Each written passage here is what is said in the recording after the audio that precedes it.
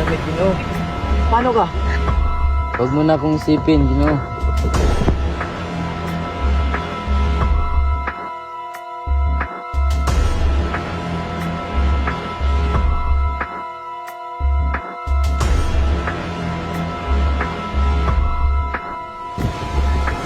Ayusin mo nga ang buhok mo, Paulita. Opo, din yan.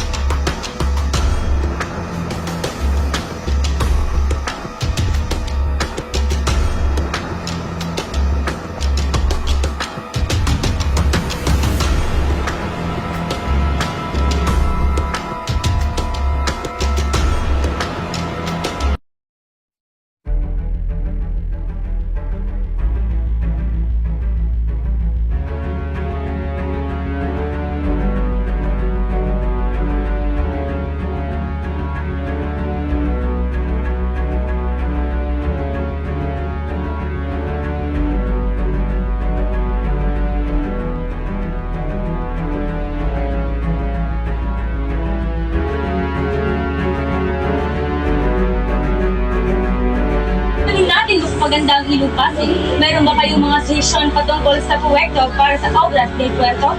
Bukay tayo ng diretso at tuwid na daan mula sa simula sa dulo ng Ilog Pasig.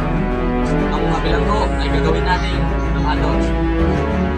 Hindi ako sumasangayon yan. Baka ito'y magtulot ng rebelyon.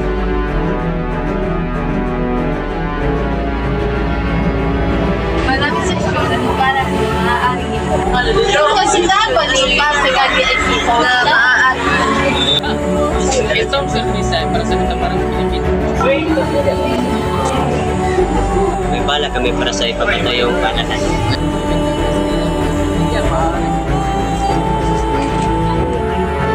Ito ang aking kaibigan si Sagani, si Simon si Sagani. Bakit hindi ka na madala sa lalawigan? Mahirap at hindi makabibili ng alahas. Hindi maaari yan, Ginoo. Hindi kami bumibili ng alahas.